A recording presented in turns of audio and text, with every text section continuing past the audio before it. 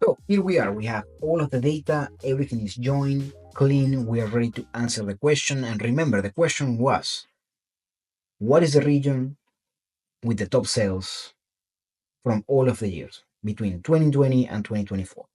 Okay, so to answer that question, it means that we have to aggregate sales, the sales column, by region. Okay, so we need to aggregate for all the years, all of the month, the sales by region.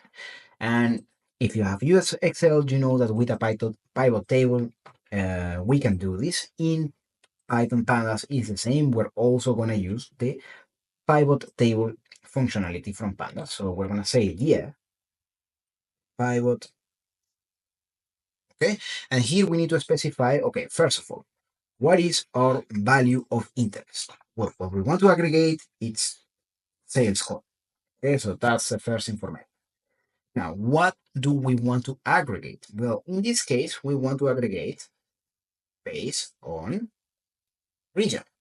Okay, and what we want to do with the information of the region? Well, sorry, I click here incorrectly. So what do we want to do with the aggregation of the sales information by region? Well, we want to sum. We could actually take the average. We can do many things, but in our case, we want to sum the information. And here we can specify something additionally. If we have some missing values, which we know that we don't need, but okay, just in case, we want to fill those missing values with 0. Okay, so this is to avoid any potential numeric error. Okay, so we run this. Yes.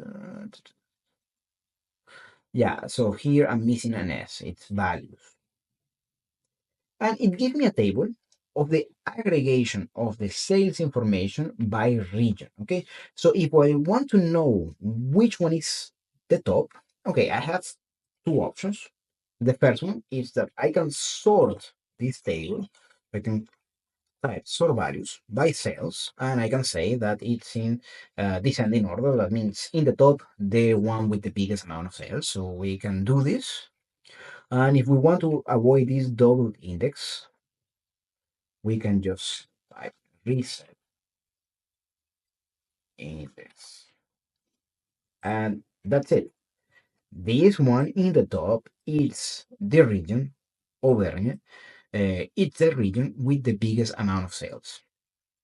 We can also go ahead, if we just want to have the answer without looking at the number of sales, we can just go ahead, create the same pivot table, and directly use this functionality, IDXMAX, just give me the index of the maximum value.